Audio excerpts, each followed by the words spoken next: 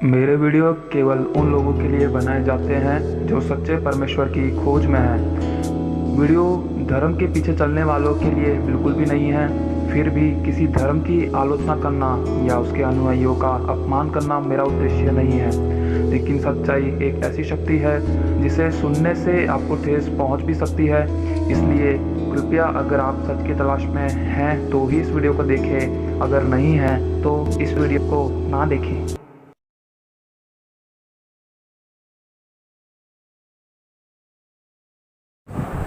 आप सबको सच्चा परमेश्वर शांति दे। कैसे हैं आप सब?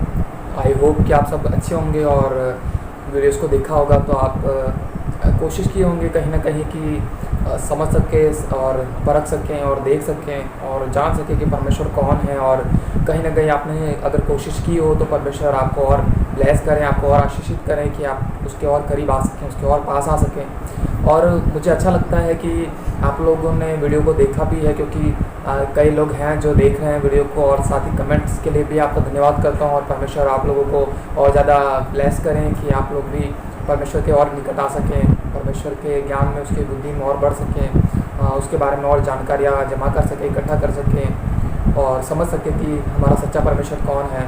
क्योंकि संसार में रहते हुए तो हम लोग केवल अपने ज्ञान को और अपनी बुद्धि को या फिर अपनी समझ को बस उसी लिमिट में बांध के रखते हैं जितना हमको दिखाई दे रहा है। लेकिन परमेश्वर तो ऐसा है जिसको हम देख नहीं सकते, लेकिन क्योंकि वो एक अनंत काल से है, एक आदि काल से परमेश्वर है, तो उसको समझना बहुत मुश्किल भी है। और उसको समझने के लिए हमें पास्ट की बातें जानना बहुत ज़रूरी है। ज़रूरी है कि हम लोग इतिहास को भी अच्छे से समझ सकें और ज़रूरी है कि हम लोग भविष्य की चिंता ना करते हुए पहले पास्ट में जाए, भूतकाल के बारे में ज़्यादा जानकारी और जमा करें कि हम समझ सकें कि आखिर इंसानों का अस्तित्व क्या है, इंसान कैसे आए हैं। तो बहुत सी ऐसी बातें हैं। और जो मैं वीडियोस बना रहा हूँ, मैं कोशिश कर रहा हूँ कि मैं एक के बाद एक स्टेप वाइज आपसे बातें कर सकूँ, ताकि आप जब वीडियो को देखो तो एक के बाद एक आपको समझ में आए कि आप किस तरह से परमेश्वर की तरफ बढ़ना ज़रूरी है और कहाँ से शुरुआत होनी ज़रूरी है। क्योंकि जैसे मैंने वीडियो बनाया कि सबसे पहले ज़रूरी है कि आप सच्चाई को जानो, मतलब कि जो सच्चा परमेश्वर है उसको जानो, फिर उसके मार्गों को जानो, फिर उसके बाद में उसके जीवन को जानो कि परमेश्वर हमको जीवन किस तरह से देता है और क्यों आज हमारे पास जीवन नहीं है, क्यों हम लोग आज मौत के हाथों में सौंप दिए गए हैं। और इसी तरीके से मेरे वीडियोस एक के बाद एक बनाए जा रहा हूँ मैं, ताकि आप स्टेप बाय समझ सको कि हम लोग किस तरह से परमेश्वर के निकट आ सकते हैं, किस तरह से परमेश्वर के पास आ सकते हैं। क्योंकि जितना हम स्टेप बाय समझने की कोशिश करेंगे उतना ही सही रहेगा।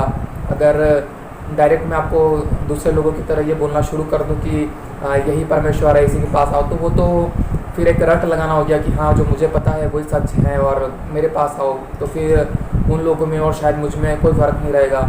या फिर आप लोग अपने खुद के ज्ञान बुद्धि को और अपनी समझ को इस्तेमाल नहीं कर पाओगे और केवल किसी की रटी रुटाई बातों को सुनकर उसी पे मन लगाओगे कि हाँ बस ये कह रहा है तो मानो करके, तो फिर उसमें कोई फ़र्क नहीं रहेगा। क्योंकि परमेश्वर चाहता है कि हर एक इंसान अपने पैरों पे खड़ा हो, हर एक इंसान खुद से परमेश्वर के पास आए, है ना। अगर ये कहता रहूँ कि देखो यही परमेश्वर है, यही परमेश्वर है, और आप उसके पीछे चलने लगो, तो ये तो लगभग वैसा हो गया कि बस आपने कानों से सुना और फॉलो कर लिया, लेकिन आपने खुद से समझा भी नहीं, आपने खुद से दिमाग भी नहीं लगाया कि इसके अंदर क्या सच है, क्या बुराई हो सकती है, या फिर ये चीज़ कितनी सच्ची है, ये बातें कितनी सच्ची हैं, या जिसके पीछे हम चल रहे हैं वो सच कुछ जीवन है, मार्ग है, या सच्चाई है भी कि या नहीं है। तो बहुत ज़रूरी है कि सबसे पहले आप अपने जीवनों में सच्चाई को, मार्ग को, जीवन क्या है वो समझ सको। क्योंकि ये तीन चीज़ें ऐसी हैं कि हर एक इंसान की ज़रूरत है कि अगर उसने सच्चाई को जाना है तो उसके मार्गों को भी जानेगा और वो उसके जीवन को पा सकेगा। तो ज़रूरी है कि हम लोग इन तीन चीज़ों को शुरुआत में जानें और उसके बाद में आगे बढ़ें। और इसलिए मैंने अपने वीडियोस की शुरुआत भी इन्हीं 3 वर्ड से की है। और देखो, मैंने पिछला जो वीडियो बनाया उसके अंदर भी मैंने यही कहा है कि जब हम परमेश्वर की तरफ बढ़ते हैं इन 3 चीज़ों को जानने के बाद में, तो जो सबसे पहली ज़रूरत हमारी लाइफ में आती है वो ये आती है कि क्योंकि हमने परमेश्वर को छोड़ के हम दूर आ चुके हैं, परमेश्वर ने हमें नहीं लेकिन हमने उसको छोड़ा है, तो ज़रूरत ये है कि हमको उससे माफ़ी मांगनी चाहिए, हमको पश्चाताप करना चाहिए और हम फिर से परमेश्वर के पास लौट आएँ। क्योंकि जैसा मैंने कहा कि एक इंसान अपना घर छोड़ता है और फिर घर छोड़ने के बाद में, चाहे वो बाज़ार में कितना भी घूमे, बाहर कितना भी घूमे, लेकिन एक समय के बाद उसको घर ही वापस लौटना है, क्योंकि घर के अलावा उसको कहीं और मन कितने दिन लगाएगा, एक दिन तो उसको अपने घर की याद ज़रूर आएगी। तो बस हमारा भी जो सच्चा घर है वो परमेश्वर ही है, और परमेश्वर के साथ ही रहना, क्योंकि वही हमारा पिता है, क्योंकि उसने हमें जन्म दिया, उसने हमें बनाया है ताकि हम उसके साथ रहे, और वो चाहता है कि हम उसके साथ रहे। अगर हमने उसको छोड़ा है तो ये हमारी ज़िम्मेदारी बनती है कि हम ही उसके पास वापस लौट आए। तो पश्चाताप करने के बाद में जो अगला स्टेप हमारे लाइफ में आता है वो ये है कि देखो, किसी एक इंसान के पश्चाताप करने से और उसके अकेले के परमेश्वर के पास जाने से सब कुछ बदलने वाला नहीं है, क्योंकि हर एक इंसान जो परमेश्वर से दूर है, हम सबको परमेश्वर के पास जाना ज़रूरी है। कि केवल ये बातें केवल एक इंसान के लिए नहीं है कि केवल एक ही इंसान परमेश्वर को जाने और सच्चे परमेश्वर के पास जाए बस, लेकिन ज़रूरी है कि हम सारे लोग मिलके परमेश्वर को खोजें। हम सारे लोग अपने अपनी जगह से, अपने अपने तरीक़ों से, अपने अपने ज्ञान बुद्धि का इस्तेमाल करके, अपनी समझ को इस्तेमाल करके, चीज़ों में फ़र्क करके परमेश्वर के पास आए, क्योंकि हम सबको परमेश्वर के साथ रहना ज़रूरी है, क्योंकि परमेश्वर हमको इसलिए ही बनाया है कि हम लोग उसके साथ रहें। और इसलिए जो नेक्स्ट स्टेप आता है वो ये है कि हम सबको परमेश्वर के साथ रहने के लिए और पश्चाताप करके उसके पास लौटने के लिए एक मन होना ज़रूरी है। आज हम लोग परमेश्वर के पास लौट नहीं पा रहे हैं, और या फिर हम लोग परमेश्वर से जुड़ नहीं पा रहे हैं, उसका कारण एक ही है कि इतनी सारी आवाज़ें हैं दुनिया में, इतने सारे रट लगा रखे लोगों ने कि यही धर्म सच्चा है, यही परमेश्वर सच्चा है, यही रीति रिवाज सच्चे हैं, ये कर लो तो वो हो जाएगा, ये कर लो तो वो हो जाएगा, है ना। तो इंसान इन्हीं चीज़ों में फंसा हुआ है कि हाँ, अब मेरे को कुछ समझ में नहीं आ रहा, क्योंकि हमें जो 5 सेंस मिले हैं, देखना, सूंघना, टेस्ट करना और सुनना और टच करना, तो ये सेंस से हमको जितना समझ में आता है और जितना हम पा पाते हैं उसी को हम लोग सच्चाई मान के बैठ जाते हैं। लेकिन हमारे अंदर जो परमेश्वर ने आत्मा रखी है, हम कभी उससे सवाल नहीं करते, हम कभी उससे पूछने की कोशिश नहीं करते। तो जैसे कि ये सेंसेस हमको परमेश्वर ने दिए हैं, और इन सेंसेस का इस्तेमाल करके हम समझ सकते हैं कि हमारे सामने क्या है। हम बस इसी को इस्तेमाल करके एक लिमिट में है, जितना देख सक रहे हैं, जितना टच कर पा रहे हैं, जितना स्मेल कर पा रहे हैं, और या जितना टेस्ट कर पा रहे हैं, उसी चीज़ को सच्चाई मान के बैठे हैं। हम इससे ज़्यादा ना आगे बढ़ सक रहे हैं और ना कुछ कर पा रहे हैं। जबकि परमेश्वर ने तो हमें इसलिए बनाया है कि वो हमारे साथ रह सके। हमारा आत्मा आज परमेश्वर से दूर होने की वजह से निराश है। हमारा आत्मा अब उस खुशी से नहीं जी पाता है जैसा उसको परमेश्वर के साथ रह के खुशी मिलती है। क्योंकि आपने उन लोगों को देखा होगा कि जो सचमुच सच्चे परमेश्वर को जानते हैं, उनके अंदर एक अलग ही आनंद होता है, एक खुशी होती है। वो समझते हैं, वो एक कॉन्फिडेंस के साथ लोगों से बात करते हैं कि हाँ, सचमुच परमेश्वर है, आप परमेश्वर से बात कीजिए, परमेश्वर के पास आइए। उनको वो आनंद मिल चुका होता है क्योंकि उन्होंने परमेश्वर को जाना है। इसलिए हम सबको सबसे पहले ज़रूरत यही है कि अगर हम पश्चाताप करके परमेश्वर पास लौटने की कोशिश करें तो सबसे पहले हम लोग एक मन होना बहुत ज़रूरी है। अगर हम लोग एक मन नहीं है और हम लोग आज भी अलग अलग बातों पे निर्भर हैं कि नहीं, हम ही सच्चे हैं, हम ही को सब कुछ पता है, हमारा धर्म ही सब कुछ है, तो शायद आप लोग सच्चाई को नहीं जानना चाहते, या फिर आप चाहते ही नहीं हो कि आपके लोग सच्चाई तक पहुँचे और परमेश्वर तक पहुँचे, बल्कि आप उनको अभी तक बांध के रखे हुए हो। तो इसलिए देखो, हमेशा मैं आपको जब भी परमेश्वर के बारे में कहने की कोशिश करूँगा तो मैं आपको ये कहूँगा कि आप भविष्य को छोड़ दो, वर्तमान को छोड़ दो, बल्कि भूतकाल की बातों पे मन लगाओ। भूतकाल को सोचने और समझने की कोशिश करो, क्योंकि देखो हम लोग कहाँ से आए, यही चीज़ हमें सवाल का जवाब दे सकती है कि सच्चा परमेश्वर कौन है।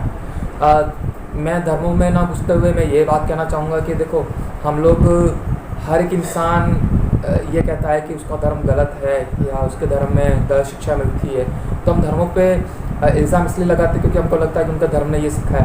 लेकिन चलो एक बात ये समझने की कोशिश करो कि अगर कोई धर्म बुरा है तो फिर क्यों, जैसे कि हम लोग कहते हैं कि हिंदू मुसलमान के खिलाफ़ रहता है, मुसलमान हिंदू के खिलाफ़ रहता है, या वो लोग ईसाइयों के खिलाफ़ रहते हैं या किसी और धर्म के खिलाफ़ रहते हैं। तो अगर ये बताओ कि अगर धर्म के खिलाफ़ है तो फिर क्या उन धर्म के अंदर रहने वाले जो इंसान हैं वो क्या एक दूसरे के खिलाफ़ नहीं लड़ाई करते?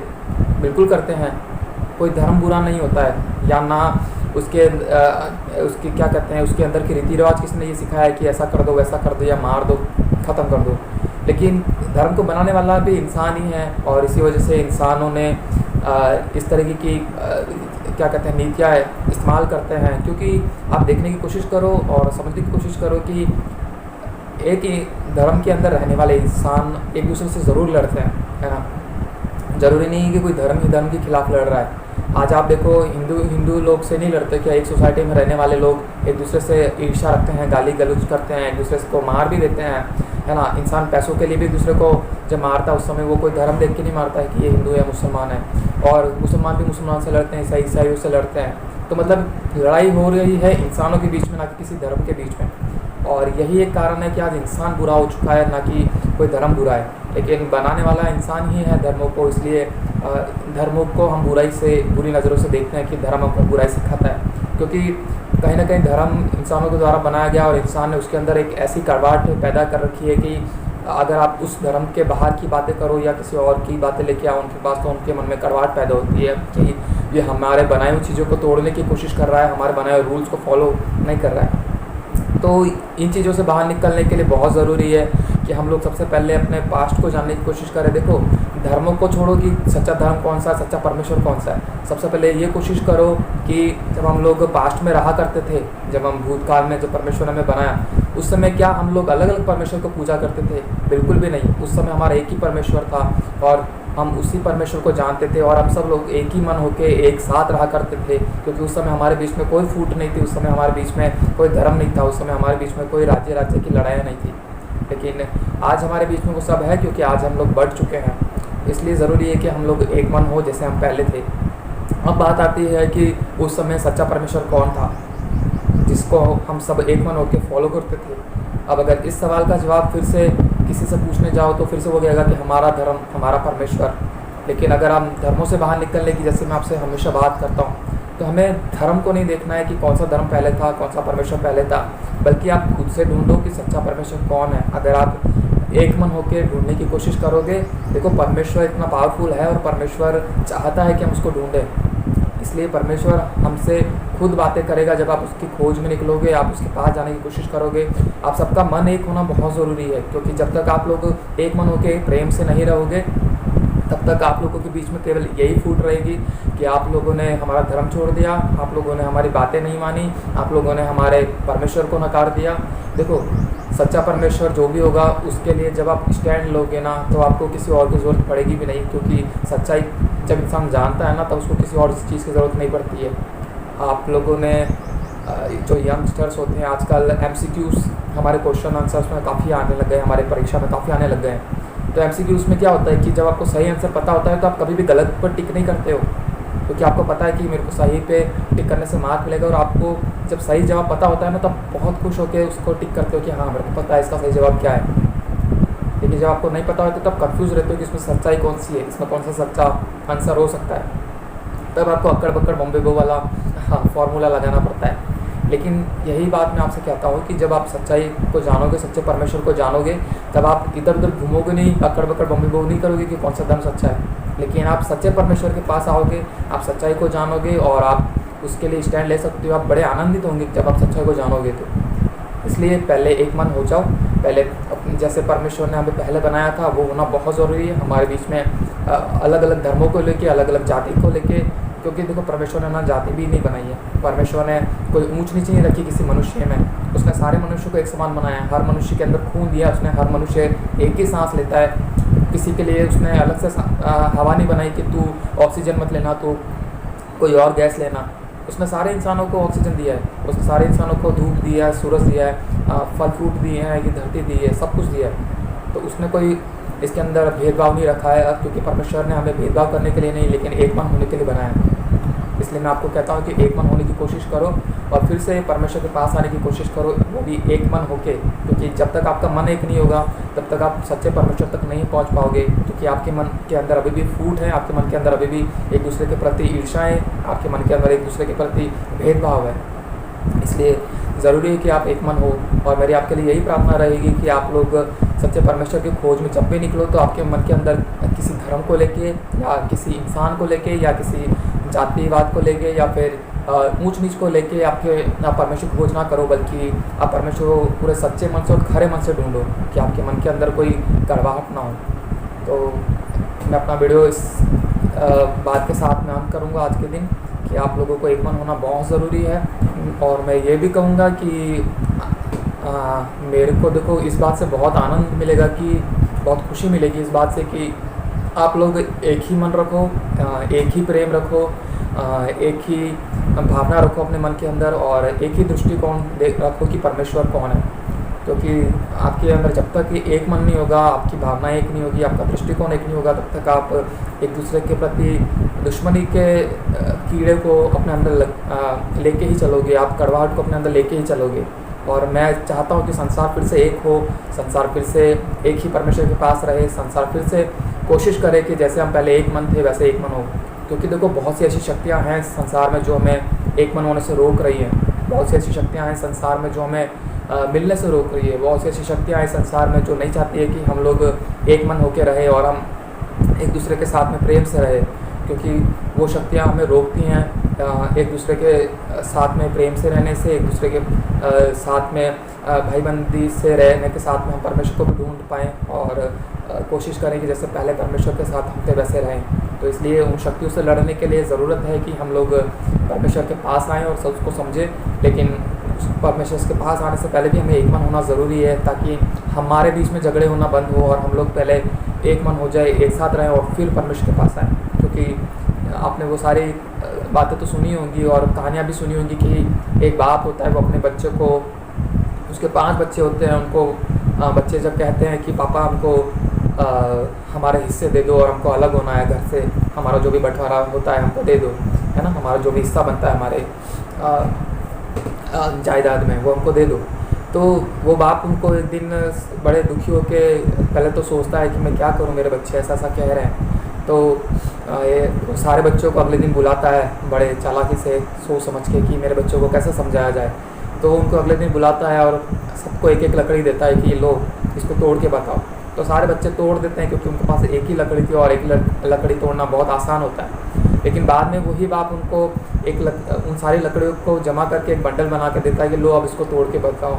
और उस समय वो उसको तोड़ नहीं पाते हैं क्योंकि अब उस लकड़ी में वो सब लकड़ियाँ एक साथ जुड़ के एक मजबूत बन चुकी थी। तो वहाँ पे वो बच्चे बड़ा निराश हो जाता है कि अरे ये क्या हो गया, हम नहीं तोड़ पाए, पहले तो तोड़ दिया। तब आप उनको समझाने की कोशिश करता है कि बेटो देखो, अगर तुम अलग हो जाओगे तो तुम्हें नाश करना, तुम्हें बर्बाद करना बहुत आसान हो जाएगा क्योंकि तुम्हारे पास कुछ भी नहीं रहेगा। लेकिन अगर तुम एक साथ रहोगे तो तुम्हारे अंदर वो अटूटता बनेगी, तुम यूनिटी में रहोगे तो तुम शक्तिशाली बनोगे। क्योंकि जब हम लोग एक साथ रहते हैं तो हम हर एक ताकत से लड़ सकते हैं। हमें ज़रूरत है कि हम एक दूसरे के साथ रहें, क्योंकि देखो आज संसार में इतने सारे अलग अलग राज्य हैं, सबकी अलग अलग सोच है, फिर भी कहीं ना कहीं हम एक दूसरे से सामानों का हम आयात निर्यात करते हैं, हम एक्सपोर्ट इंपोर्ट करते हैं क्योंकि हमें ज़रूरत है एक दूसरे की। हम एक दूसरे पे डिपेंड रहते हैं कहीं ना कहीं। अगर कोई भी एक हमारे इन कामों को बंद करने की कोशिश करे या कोई हमारी हेल्प करने से मना कर दे तो शायद हमें बहुत बुरा लगेगा। इसलिए ज़रूरी है कि हम लोग एक दूसरे पे निर्भर रहें, हम एक दूसरे के साथ में एक मन रहे। जैसे उन बच्चों का एक मन होना बहुत ज़रूरी था ताकि उनके परिवार बट ना जाए। तो आज हम लोग जो बट चुके हैं, हमारे लिए भी ज़रूरी है कि हम लोग फिर से एक मन हो, क्योंकि अगर हम यूनिटी में रहेंगे तो हम पावरफुल रहेंगे। आप सरहद पे खड़े हुए, बॉर्डर पे खड़े हुए फौजी को भी देखो कि वो लोग वहाँ पे एक मन होकर ये इस बात के लिए एक मन होते हैं कि हमें अपने देश के लिए स्टैंड लेना है, हमें अपने देश की रक्षा करनी है। उनके अंदर खाली एक ही चीज़ चलती है कि हमें अपने देश के लिए जीना है। तो अगर उनके अंदर वो एक चीज़ नहीं रही है और अगर उनके अंदर भी फूट पड़ जाए कि नहीं हमें अपने देश के लिए नहीं, हम उनके लिए जीना है, या फिर मुझे अपने खुद के लिए जीना है, या फिर मुझे अपने धर्म के लिए जीना है, तो शायद से वो लोग भी हमारे लिए रक्षा करने के लिए वहाँ खड़े नहीं रहेंगे और जान देने के लिए तैयार नहीं होंगे। तो इसलिए यूनिटी ही ताकत है। यूनिटी में रहने की कोशिश करो, प्रेम से रहने की कोशिश करो, एक ही भावना, एक ही दृष्टिकोण रखो।